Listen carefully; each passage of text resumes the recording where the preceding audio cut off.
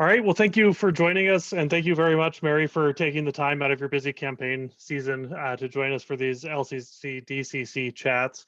As we were talking about, the goal of these is to give folks in the Lewis and Clark County community the opportunity to hear directly from their candidates for legislative office and to hear from you directly about, why you're running, what you're hoping to accomplish, and those sorts of things. My name, for those who don't know, is Quinlan O'Connor. I'm the chair of the Democratic Central Committee here in Lewis and Clark County. And I also want to put in a plug for our monthly meetings. We meet the second Tuesday of each month, currently via Zoom. Our next meeting is right after the election on November 10th. So it's going to be an interesting one, no matter what happens. And this isn't the only opportunity for people to hear from Mary and the various other candidates that we have talked with this season.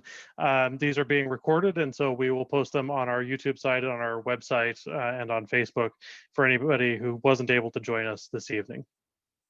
And if people in attendance do have questions, feel free to raise your hand in the chat or type them into the chat box, and we'll make sure to get to you.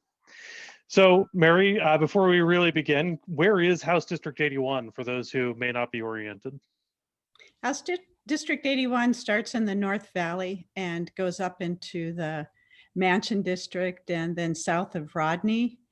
It's just like it's a narrow, it's not very wide in town. It's kind of narrow in town, and then it fans out in the valley. So it takes in a lot of schools, middle class, young families, children, fixed income. And like the income level is just very high and low. So it's a really interesting, diverse district. And at one point or another, between redistricting, running for Senate, running for House again, I've ended up representing most of Helena.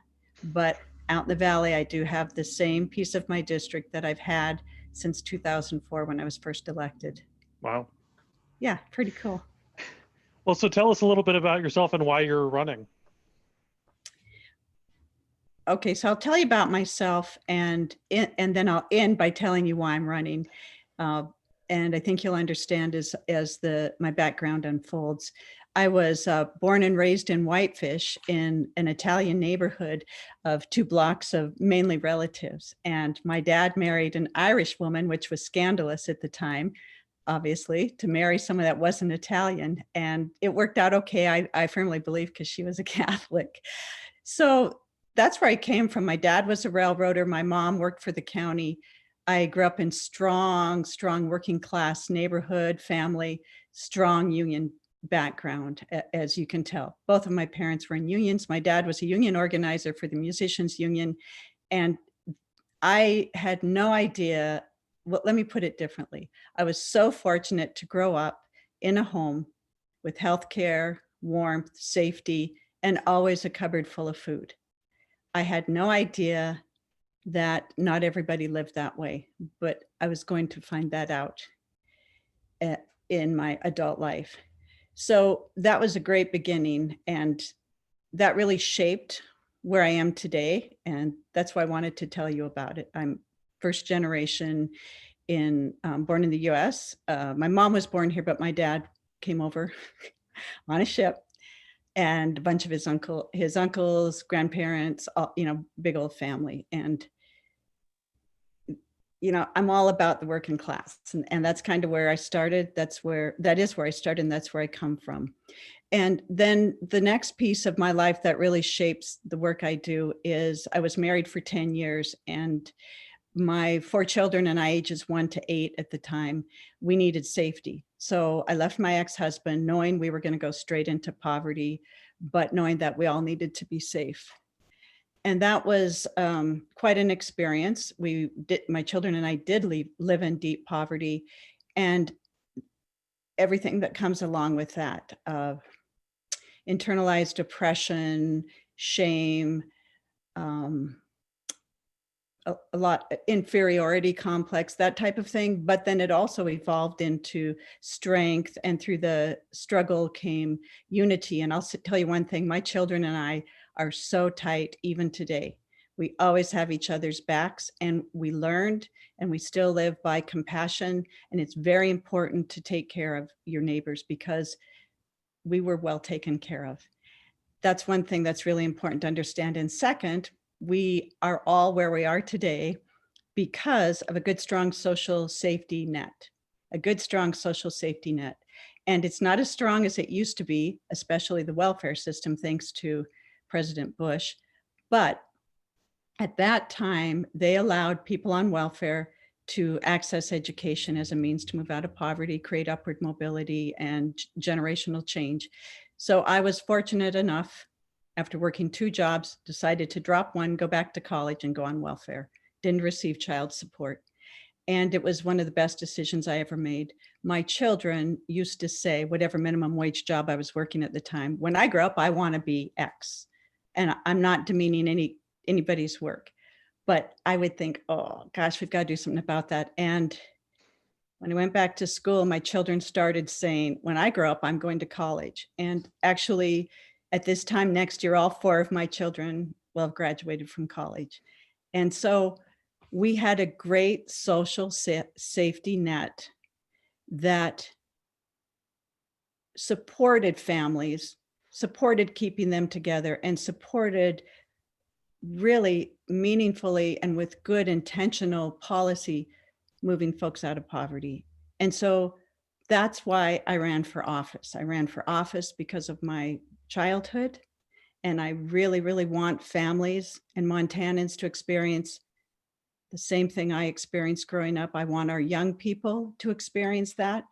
College is unaffordable now, all these different things. I really am motivated by the wonderful childhood I had. And second, I'm really motivated by the struggle that my children and I went through and how we came out of it with the support of good government programs. And these are the main reasons. I'm so inspired by people. I love people. I care about them and my background. And those are the reasons I ran for office. I want to make a difference in people's lives. Thank you. Since you've been in the legislature for a few terms, what are you most proud of accomplishing? Oh, that's a hard one. If you could narrow the list. Oh, yeah. There's a couple of things. One is Medicaid expansion.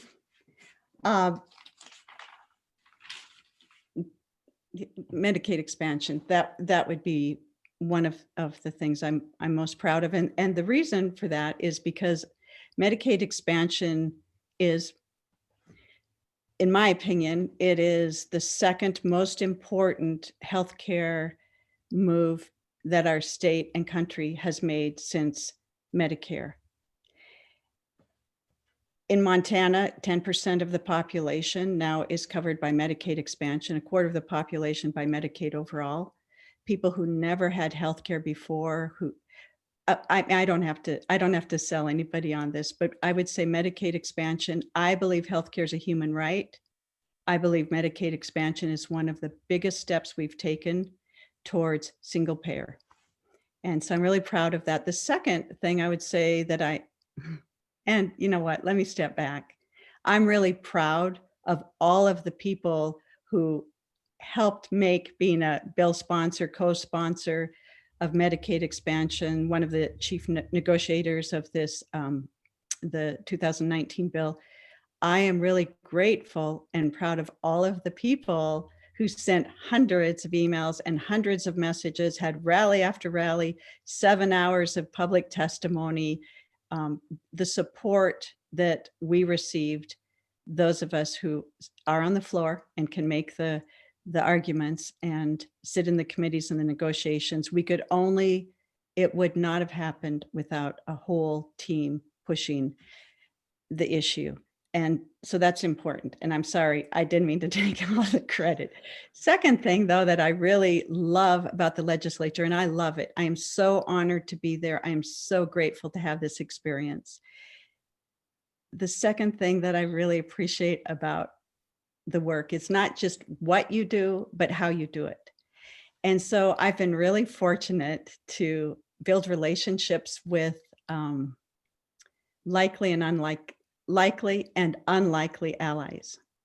it's really important to me to build understanding of an issue, because I believe that if people really understand what's happening in the lives of the folks they represent, I firmly believe that at least enough of them will support the issue to move it across the finish line. And so, like I said, I love the legislature. I love being a legislator and the opportunities it brings to make a difference in people's lives.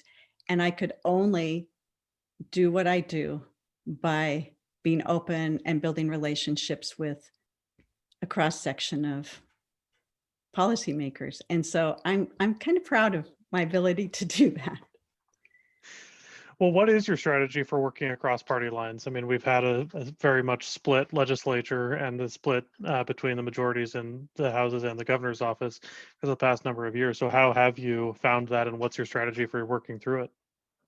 Well, first off, thanks for the question. But first off, it starts with continuing to hold office.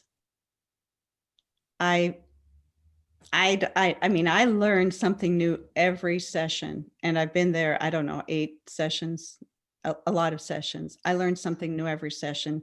It's constantly changing. It's a constantly changing players, constantly changing everything, new issues. And so in order to engage in that landscape, it's really helpful to have been there so long. Number one. Number two, I think working across the aisle, what's lucky for me is the issues I work on.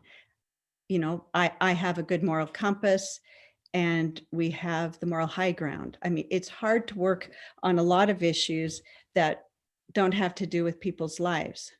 When you're working and caring and really fighting for people's human rights and their dignity, it's not as easy to argue against as perhaps an environmental issue or choice.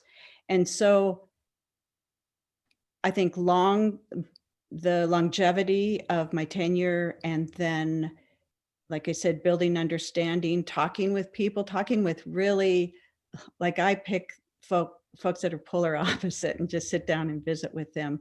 During the off session, I work hard to build relationships, not with COVID, but call people up. I go to the towns they live in and visit with them, and I'm very targeted and try to help them understand what I think is important in the work I hope to accomplish. And I don't know, maybe I'm missing something else, but the big thing is building relationships and long-term tenure, and then listening to what's important to them. So this is where I get myself in a little bit of trouble. And that is, I think it's important to support people who represent districts that are not like Helena. They support the stuff that's important to me. I'm going to support, in part, some of the stuff that is important to them, if it doesn't get in the way of what's right. You know, if it's like maybe not politically correct for a Democrat to support X, I still do. And I'll give you a quick example. I sat I sat next to a Republican in the Senate, and he was from Chester, so small Liberty County. So he was had been a county commissioner and was real well versed on education. And so he was constantly saying, vote for this, try. I mean, this is really important. And so one of them was county schools, rural schools, in order for them to recruit and retain teachers, they had like a signing bonus of some kind. And I'm not sure why, but it wasn't a popular bill unless you were a Republican or in a rural area. Well, I supported it. You know, if I expect him to take some political heat, I mean, he ended up voting for Medicaid expansion, then I think I should also understand where he's coming from and support some of their issues that maybe aren't popular with my own party. And I don't know why I'm saying all this on the record, but I just want to explain that helps build relationships. And I'm not talking like like wink and nod. I don't mean that. I don't mean cutting deals. I mean, understanding an issue, what's important to another person, and saying, yeah, I can support that. Listening well to what's important to them and hoping that they'll listen to what's important to me. That's my strategy for working across the aisles: longevity and building relationships to make a short story long. One of the questions from somebody here, do you think that your atypical background for a politician helps you work with your Republican opponents or win them over? What do you mean by atypical? Just to be clear. I- Not typical? Is that what it means? Yeah, different than maybe most politicians have. Mary, I mean that, your life pathway and life Yeah. experiences are not necessarily, even as a woman, but so much more. I know you've stood up for people on public assistance by saying, you're going to demonize them, well, demonize me to my face, that kind, paraphrasing. Do you think you're not necessarily the Harvard educated lawyer type politician? So that's my question. Well, thank you for the question, Linda. What you need to know is I never did get my degree. I went to college and I just picked out what I knew would help me get right into the workforce with a living wage job with benefits, and it worked. So I don't have a degree.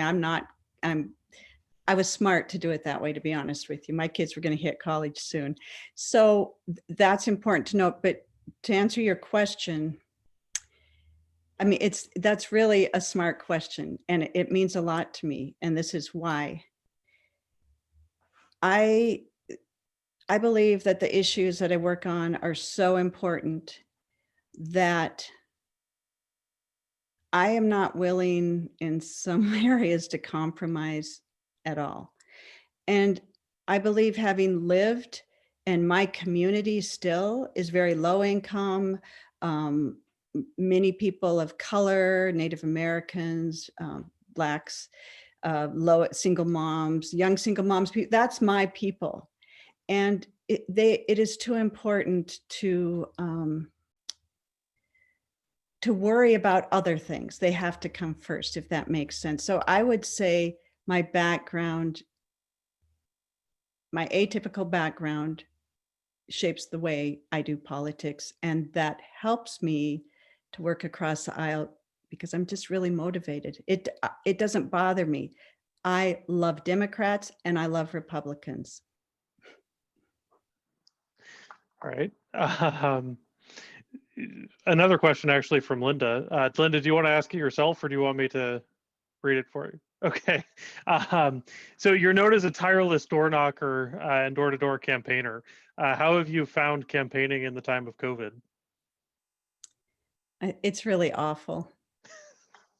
It really is. I mean, I like campaigning maybe more than holding office.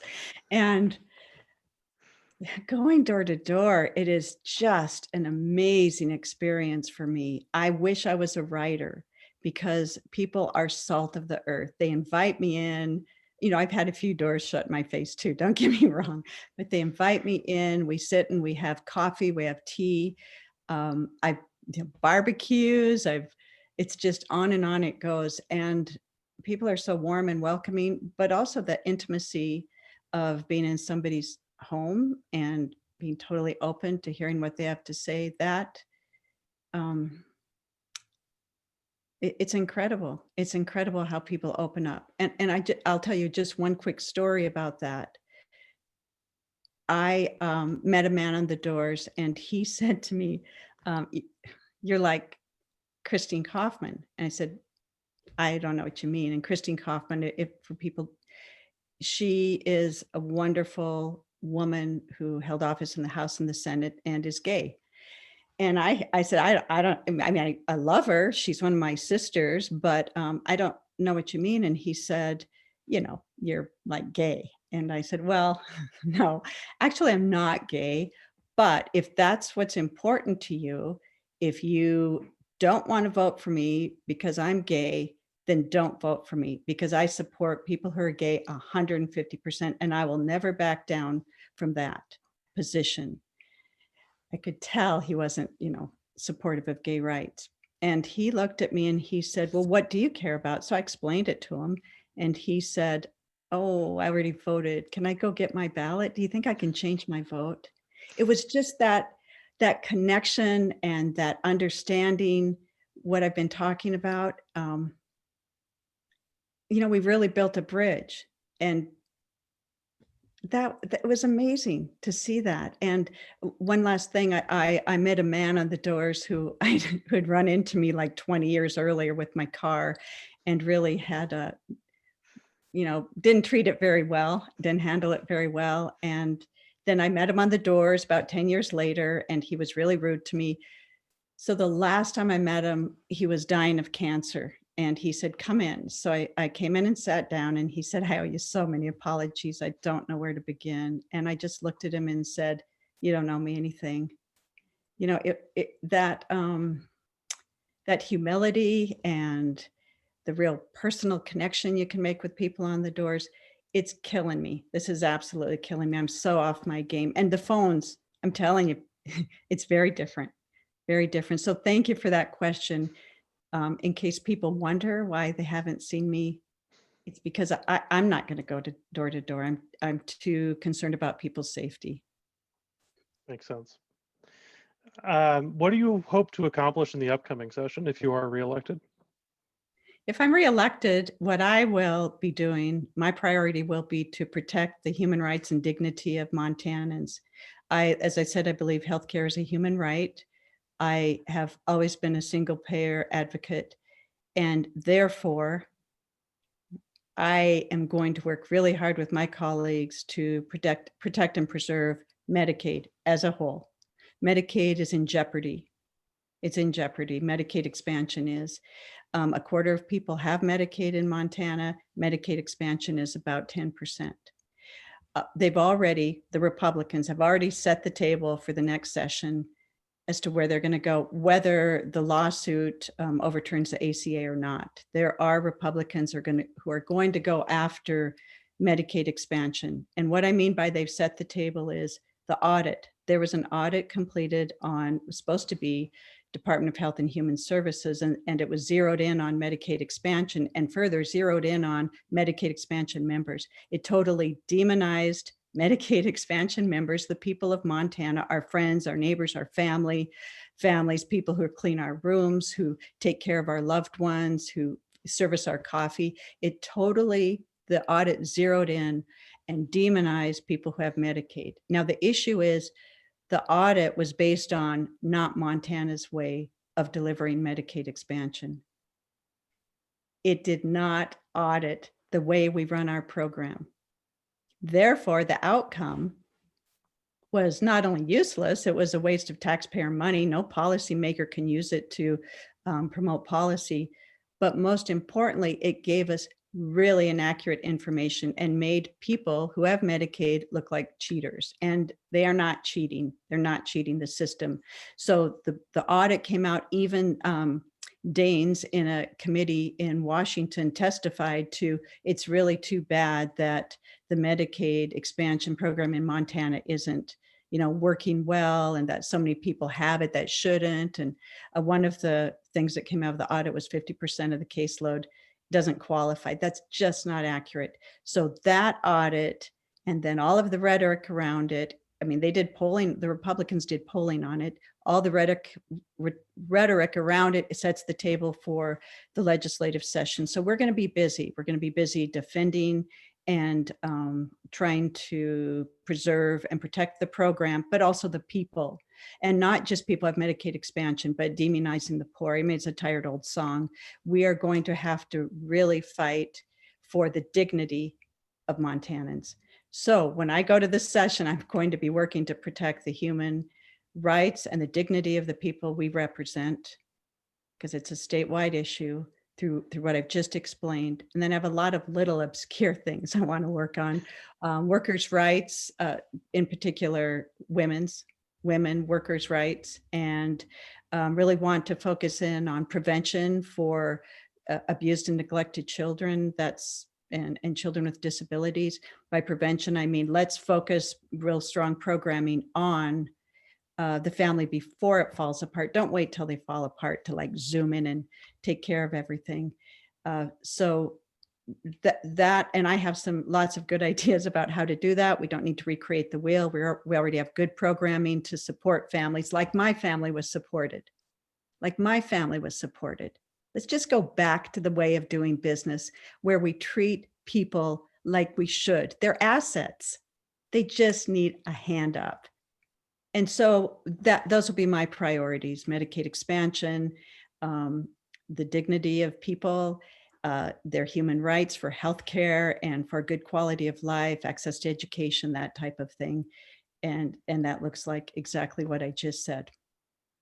And maybe you've already answered this with Medicaid expansion, but what do you think is the biggest challenge facing the next legislature? I think civility. Fair enough. Yeah, depending on who gets elected. I mean, it's hard I can talk about policy and what I'm going to do, but the issues in the session, it's hypothetical at this time because it's ever changing. We don't know who. I mean, we lost really good people in this election. We lost really good people. And so who knows what it's going to be like. But if we don't have a change in leadership from the president's office on down, and especially Senate rep, but especially our governor's office, Lieutenant Governor Mike Cooney has to win. He just absolutely has to win to continue and build on the good work that's happened. If he doesn't win, oh my gosh, it's going to be very different. And so I would say, depending on who gets elected, who's there, we'll know soon. Civility may be the number one issue, and then Medicaid expansion and children. Thank you. If people want to help with your campaign, what should they do? Text me. And my number is 406-461-2384. So it's 461-2384. And I'll tell you, I just, at this point, I would usually make a plug for money, but I'm not doing that. I just am not. Other candidates need money more than I do. And it's a rough time for families. It's really a rough time. I know that lots of huge unemployment, and COVID has just been a disaster. And if I might just say real quickly, I want to, my heart goes out to all the people who are experiencing COVID, have suffered from it, have loved ones, or have loved ones that have passed away. I could not believe the article in today's paper. 70 some people in Yellowstone County have died. I mean, I'm not even sure if I'm remembering that correctly. It's just so alarming. I just can't believe that that's right. But it's just sad. It's so sad. I think of the lines of people waiting to get care, people dying in the waiting rooms in New York in that hospital. And then, I see the commercials of calling out Governor Bullock and Lieutenant Governor Cooney because they want socialized government medicine. I think, okay, President Trump, that's exactly what you got. If it's good for you, it's good for us. And so I just feel so bad for people with COVID. And I just want to let you know that I'm thinking of you. All right. Well, thank you very much for taking the time to join us tonight. I know you've got more campaigning, more phone calls to get back to doing. So we really appreciate you taking the time. Thank you so much for having me. I appreciate being here, and I appreciate all of the work that you do.